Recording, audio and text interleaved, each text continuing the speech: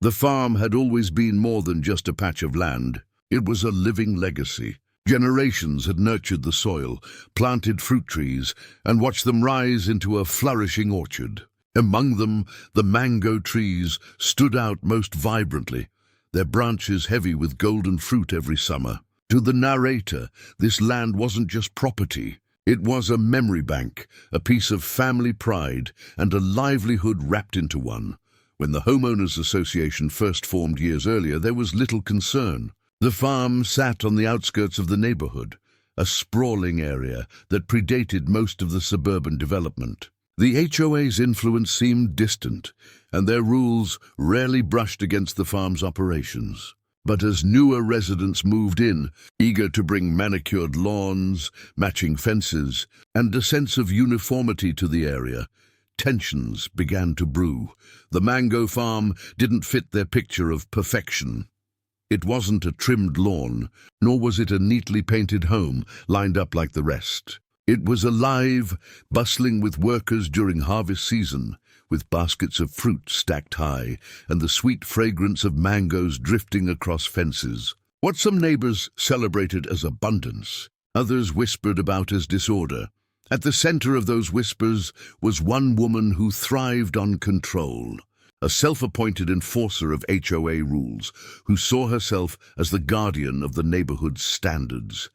She had earned a nickname that circulated in low tones, Karen. Where others saw beauty and diversity, Karen saw defiance. Where others saw livelihood, she saw a violation of order. For months, she had found small reasons to stir trouble. First, it was complaints about too much noise when farmhands loaded trucks with fruit. Then it was accusations about smells drifting from the compost heap, though it was nothing more than natural fertilizer. Each complaint grew sharper, more insistent and more personal. But none of them gained real traction, because the farm had permits, licenses, and a history far older than the HOA itself. The breaking point came one hot afternoon when the branches of the mango trees, heavy with fruit, extended just beyond the farm's fence line. Birds flocked to the area, some pecking at fallen fruit, and children from the neighborhood often darted over to pick a mango or two. What felt like generosity to most, an orchard that shared its wealth, felt like chaos to Karen. One morning, she marched down the street, clipboard in hand, snapping photos of the trees. She sent complaint after complaint to the HOA board, insisting the farm was in violation of neighborhood appearance standards. Her demands escalated until, one day, she declared that the mango trees themselves needed to go. She claimed they were a nuisance, a health hazard, even a threat to property values. The farm owner thought little of her threats at first. After all, how could an HOA demand the removal of trees rooted in soil that had been cultivated decades before the HOA existed? Yet Karen's persistence was unlike anything else. She rallied a small group of like-minded neighbors, flooded the board with letters, and eventually, in a dramatic move, she called the police to report the farm as a violation. The call wasn't about noise, nor about smells this time. According to her, the entire orchard was illegal. When officers arrived, they were puzzled. They stood in the shade of mango trees, listening to her shrill insistence that this all must be chopped down immediately. The officers, unsure of what exactly they had been dragged into, began to take notes and asked the owner for documents. It was in this moment, with police cars parked at the edge of the orchard, neighbors peeking from their windows, and Karen shouting at the top of her lungs for every tree to be chopped down, that the story shifted. The farm owner had stayed quiet long enough, letting her antics play out. But now, under the weight of her public spectacle, it was time to reveal who they truly were, something that would change the dynamic entirely. The first chapter of this story wasn't about victory or defeat. It was about the clash between control and freedom, between a legacy that fed families and a neighbor who craved power. The orchard stood as a symbol of resilience, its roots running deeper than Karen could ever understand. But her determination to destroy it had set the stage for a confrontation unlike anything the neighborhood had seen before. And as the officers turned their eyes from Karen's frantic gestures to the calm, steady gaze of the farm's owner, the atmosphere shifted. Something told everyone watching that Karen was about to realize she had picked the wrong battle. The moment was tense. The sun hung overhead, casting sharp shadows across the mango orchard as neighbors gathered silently along the sidewalks. The air carried the sweet scent of ripening fruit, but it clashed against the bitterness in Karen's voice as she continued to shout for all of this to be chopped down. Her words were loud, demanding, as if sheer volume alone could bend reality to her will. The officers, two of them in uniform, exchanged confused glances. Their notebooks were half filled with Karen's accusations, but even they seemed to recognize that what they were hearing made little sense. To destroy acres of fruit trees cultivated long before the subdivision existed was not only unreasonable, it was absurd. Still, they had been dispatched because of her repeated calls, and procedure required them to at least investigate. They turned their attention toward the farm owner, who stood quietly at the edge of the orchard. There was no anger on their face, only patience, the kind of patience formed by years of tending to soil and weathering storms. But beneath that patience was a growing resolve. Karen had crossed from petty nuisance into dangerous territory. Her attempt to weaponize the police against the orchard could no longer go unanswered. When the officers asked for proof of ownership and permits, the farm owner walked calmly to a nearby shed. From a locked drawer came a folder thick with documents, land titles dating back decades, agricultural permits renewed faithfully, tax receipts marked and stamped. Every page told the same story. This orchard was legal, protected, and established long before Karen's suburban dream had taken root. The officers flipped through the papers carefully. Each one strengthened the owner's case, weakening Karen's cries of violation. Yet she refused to let go, her frustration building with every second that passed without an order to chop down the trees. She insisted the orchard was unsightly, a danger, an eyesore. She accused the owner of ignoring community rules, even though the documents proved otherwise. And then came the turning point. The farm owner reached into the folder one more time and pulled out a card, an official badge issued by the State Agricultural Board. Not just a farmer, but a registered inspector, a licensed authority who had been overseeing agricultural compliance in the county for years. The orchard wasn't merely personal property. It was a recognized, regulated site under the owner's jurisdiction. The effect was immediate. The officers straightened, recognizing the badge for what it was. Karen, who had been mid-shout, froze. Her words faltered, her hand still raised toward the mango trees. The power she thought she held drained in an instant as the reality settled in. The person she had tried to bully and discredit wasn't just a farmer. This was someone with authority greater than her clipboard complaints and HOA letters. The crowd of neighbors, who had been watching silently, began to murmur. Some had grown weary of Karen's endless crusades against harmless details, lawn ornaments, paint colors, mailboxes. Now they saw her overreach exposed in front of uniformed officers. The orchard wasn't a violation. It was protected. The owner wasn't defiant. They were official. Karen's face flushed, a mix of anger and embarrassment. She tried to pivot, claiming she was just trying to uphold standards and protect the neighborhood. But the narrative had already slipped from her hands. For the first time, the officers stopped writing in their notebooks and started questioning her. Why she had made such exaggerated claims. Why she had wasted their time with repeated calls. Why she believed she had the right to demand the destruction of a farm that predated her HOA. The orchard stood tall around them, the branches swaying gently in the breeze as though nature itself mocked her demands. The farm owner didn't gloat, didn't shout, didn't need to. The quiet display of documents, the simple reveal of identity, had done more damage to Karen's crusade than any counter-argument could. But in her silence, a new kind of danger lingered. Karen wasn't someone who backed down gracefully. Her pride had been wounded, her authority stripped in front of neighbors, police, and the very orchard she hated. For someone like her, humiliation wasn't the end of the fight. It was fuel for escalation. The officers closed their notebooks, thanked the farm owner for their cooperation, and gave Karen a stern warning about making frivolous calls. They left soon after, their patrol car rolling slowly down the street. The crowd dispersed, whispering about what they had just witnessed. Yet Karen remained, staring at the orchard with narrowed eyes. Her plan to destroy the mango farm had failed spectacularly, but her obsession hadn't ended. If anything, it had deepened. And as she turned sharply on her heel and stormed back toward her house, the farm owner knew this confrontation was only the beginning.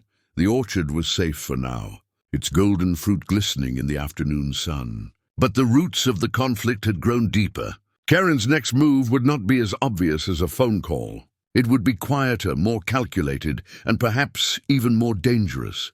And so, while the farm stood strong, and the owner's authority had been made clear, the battle with Karen was far from over. The real war for the orchard was only just beginning. The days following the police confrontation carried an uneasy calm. The orchard bustled with its usual rhythm, farmhands tending to the trees, crates of mangoes stacked neatly in rows, trucks pulling in and out for deliveries. On the surface, life seemed to return to normal. Yet beneath that surface, a quiet tension lingered. The owner knew Karen was not someone who simply gave up after a public embarrassment. For Karen, defeat in front of neighbors and officers was not just a loss. It was a wound to her ego. Her identity revolved around authority, control, and the illusion that she alone upheld the neighborhood standards. The orchard, with its towering mango trees and its owner's undeniable legitimacy, had shattered that illusion. She could not let it stand. Behind the closed curtains of her pristine home, Karen began plotting her counterattack. Her methods shifted from loud and obvious to quiet and strategic. Where once she had shouted demands, she now whispered conspiracies. She called emergency meetings of the HOA board, framing the orchard as a long-term threat to property values. She circulated emails with carefully chosen words, painting the farm as a source of pests, allergens, and even attractive nuisance that might endanger children. Her tactics preyed on fear. She spoke not of facts, but of what-ifs. What if a child climbed a tree and fell? What if the orchard attracted snakes or insects? What if the constant stream of trucks brought crime into the neighborhood? Her questions carried no evidence, yet they planted seeds of doubt in the minds of some neighbors. Soon, petitions began to circulate. A few signatures here, a few there. At first, many refused, shaking their heads at her persistence, but others, new homeowners unfamiliar with the farm's history, listened. They had bought into the HOA's promise of a tidy, controlled community, and Karen's warnings stirred their unease. Meanwhile, the farm owner remained vigilant. Word of Karen's petitions reached them quickly. Nothing in the neighborhood stayed secret for long. Rather than panic, they began gathering their own arsenal, not of rumors, but of facts. Detailed reports of the farm's contributions to the community, jobs created, produced, donated to local shelters, and even scholarships funded by the orchard's profits. Records of inspections proving compliance with every agricultural and zoning law in the county. Letters from longtime neighbors expressing gratitude for the orchard's beauty and abundance. It became a silent battle of narratives. Karen spinning fear, the owner reinforcing truth. Yet the struggle was not confined to paperwork. Small signs of sabotage began to appear around the farm. A lock on the storage shed jammed with glue. A pile of trash mysteriously dumped near the irrigation system. Rumors spread that Karen herself had been seen lurking near the orchard late at night, though no one could prove it. The tension escalated when a notice arrived in the mail. The HOA had scheduled a formal hearing to review compliance concerns regarding the orchard. It was clear Karen's influence had swayed enough board members to force the issue. Though the farm was outside the HOA's legal jurisdiction, the hearing was meant to intimidate. to drag the owner into a spectacle where Karen could rally her supporters once again. For the owner, this was no surprise. Karen's need for control had always pointed toward escalation. But this time, preparation would be key. The orchard was not just land to be defended. It was a symbol of resilience. Every document, every record, every photograph of golden mangoes hanging heavy in the sun would serve as evidence. The day of the hearing drew near, and the neighborhood buzzed with speculation. Some wondered if Karen would finally succeed in forcing changes. Others whispered that the owner's authority and documents would crush her claims once again. Karen, however, was relentless. She decorated her house with banners calling for community unity and property value protection. She rehearsed speeches in front of her mirror, imagining the applause of neighbors. To her, the hearing wasn't about the orchard. It was about restoring her pride, proving that she was still the dominant voice of the HOA. But pride can cloud judgment. While Karen focused on her campaign of fear, she underestimated the quiet strength of the orchard's legacy. The farm wasn't just defended by its owner. It was defended by history, by law, and by the silent gratitude of those who had benefited from its bounty. As the hearing day approached, the farm owner prepared with calm precision. Files were organized, photographs enlarged, testimonials printed. Unlike Karen, they needed no theatrics. The truth, solid and undeniable, would speak for itself. Yet deep down, the owner sensed that this hearing was not the final battle. Karen's obsession had reached a dangerous level. Even if she lost again, she would find another way to strike. The orchard had withstood storms of nature for decades, but the storm now brewing was human, and it carried a force as destructive as any hurricane. The chapter of quiet plotting was closing. The next would bring confrontation once more, not just between neighbors, but between truth and manipulation, between legacy and obsession. The orchard stood tall, unaware of the papers and speeches being prepared around it, its branches heavy with fruit that glistened in the sun. Soon, those branches would become the backdrop of another clash, one that would test not just ownership, but the very heart of the community. The evening of the HOA hearing arrived with a heaviness that settled over the entire neighborhood. The community center, usually reserved for holiday gatherings and quiet meetings, buzzed with anticipation. Chairs were lined in neat rows, and the board table sat at the front, stacked with binders, clipboards, and the ever-present gavel. It was not often that the HOA convened such a hearing, and the unusual formality had drawn nearly every resident out of their homes. Karen had orchestrated the event with meticulous care. She entered the hall with her usual self-importance, a stack of papers tucked under one arm and a smug smile on her face. She had even dressed for the occasion, sharp, polished, as if stepping into a courtroom where victory awaited her. Behind her, a small cluster of supporters whispered encouragement, emboldened by her constant talk of protecting the neighborhood. The farm owner arrived more quietly. No entourage, no fanfare, only a folder of documents and the calm demeanor of someone who had weathered storms far greater than this. They nodded politely to neighbors, some of whom offered encouraging smiles, others hesitant glances. The orchard's fate was not truly in the HOA's hands, but the weight of perception, reputation, and unity hung heavy in the air. The board chair opened the meeting, calling for order as the murmurs died down. Karen wasted no time. She launched into her case with the fervor of someone convinced of her righteousness. Her voice carried through the hall as she spoke of unsanitary conditions, decreasing property values, and dangers to children. She waved photographs of fallen mangoes scattered near the fence line, emphasizing insects buzzing around them as though it were proof of infestation.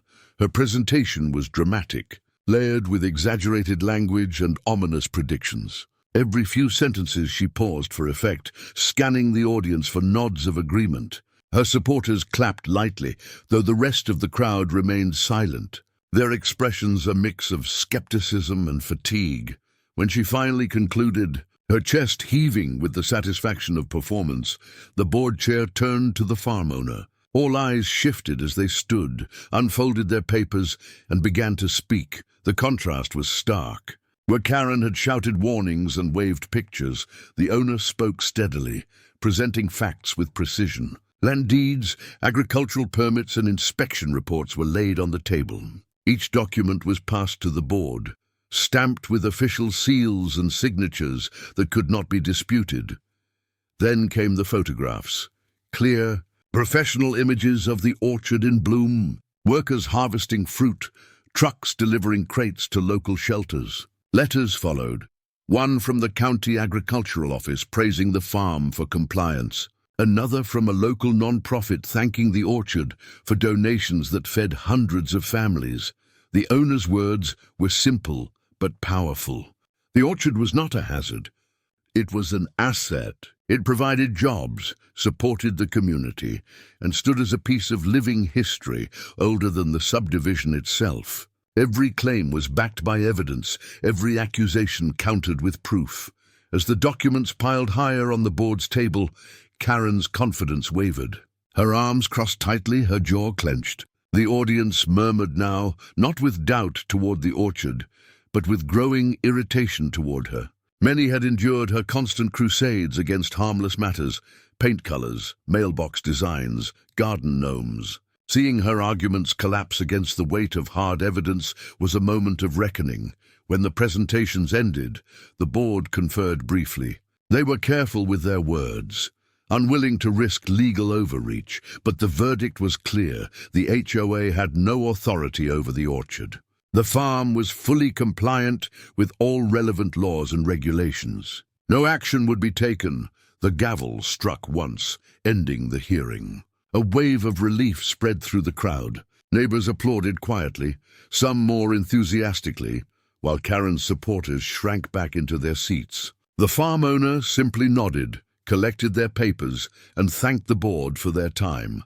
Karen, however, did not clap. Her face burned. Red, her fists clenched tightly at her sides. She had orchestrated the entire spectacle to reclaim her power, only to lose it more decisively than before. The public humiliation cut deeper this time, witnessed by an even larger audience. As the crowd dispersed, neighbors whispered openly now, no longer afraid of her glare. Some approached the farm owner to thank them for standing firm. Others shook their heads at the absurdity of the entire ordeal. The orchard's reputation had not only been defended, it had been elevated. But Karen's silence was more unsettling than her words. She left the hall without a sound, her eyes fixed ahead, refusing to meet anyone's gaze. Those who knew her best understood silence did not mean surrender. Silence meant calculation. The farm owner, too, recognized this. The battle had been won, but the war was not over. Karen's obsession had grown beyond logic. Each defeat only sharpened her determination. She would not stop until she found a way to strike where documents and badges could not protect. Back at the orchard, the evening air was cool, the mango trees swaying gently under the stars. Workers celebrated the victory with laughter and relief, but the owner remained thoughtful. They knew Karen's anger had reached a dangerous boiling point. The orchard was safe for now. Yet the owner could not shake the feeling that Karen's next move would not come in the form of hearings or petitions. It would be something darker, something meant to hurt not just the farm, but the heart of everything it stood for. And when that move came, the orchard would need more than paperwork to withstand it. The orchard's victory at the hearing should have marked the end of the conflict. The paperwork was undeniable. The board had spoken, and the neighborhood had seen the truth. Yet the calm that followed was deceptive. Beneath the surface, resentment festered, growing darker with each day Karen spent replaying her defeat in her mind. She had lost the crowd, lost her credibility, and worst of all, lost face. Every glance from a neighbor now felt like mockery, every whisper like ridicule. To her it was unbearable. She could not allow herself to remain the villain in a story where the orchard owner had become the hero. If she could not win with rules and hearings, she would win with disruption. It began subtly. One morning the irrigation system failed. Workers traced the problem to a pipe that had been deliberately cut. the edges jagged where metal met blade. A week later, pesticide containers were found overturned near the storage shed, leaking chemicals across the soil. The timing was suspicious, always late at night, always just after the workers had gone home, though there was no direct proof. Suspicion pointed squarely at Karen. Neighbors had seen her prowling near the farm under cover of darkness, her flashlight beam flickering across the trees. When confronted, she dismissed the sightings as evening walks, but her tone was sharp, defensive. The farm owner knew she was behind the sabotage, but proving it was another matter. Rather than panic, the owner responded with vigilance. Security cameras were installed around the perimeter of the orchard, infrared lenses watching the rows of trees from dusk till dawn. Motion sensor lights were mounted on the sheds and barns, ready to flood the night with brightness at the first sign of trespass. The farm, once open and trusting, became guarded. Still, the damage weighed heavily. Each act of sabotage meant lost time, lost money, and the gnawing fear that the orchard could be destroyed not by law, but by malice. Workers grew uneasy, whispering about the strange hostility surrounding the farm. Some wondered if it was worth staying, if the orchard could survive a neighbor's relentless obsession. The breaking point came one night, just after midnight. A worker, leaving late after a delivery, spotted smoke rising near the compost heap. Racing over, he discovered a small fire crackling at the base of the pile, spreading toward the rows of trees. He shouted for help, and together with others still on site, they managed to douse the flames with water before they reached the orchard. The fire was no accident. A half-burned gasoline can lay nearby, the smell unmistakable. It was arson, an escalation that crossed the line from nuisance to crime. The police were called, and an investigation began. Officers combed through the evidence, but Karen was nowhere to be found that night, her house dark and silent.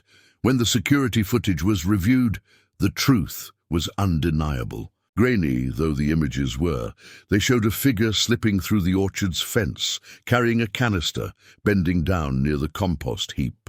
The outline was clear, the gait familiar. It was Karen.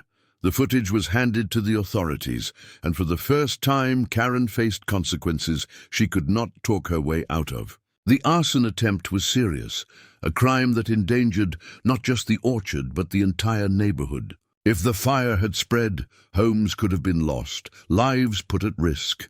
News of the incident spread quickly. Neighbors who had once tolerated Karen's antics recoiled in disbelief. The woman who had claimed to protect the community had nearly destroyed it. Her petitions and speeches now looked like a mask, hiding the malice that had been brewing all along.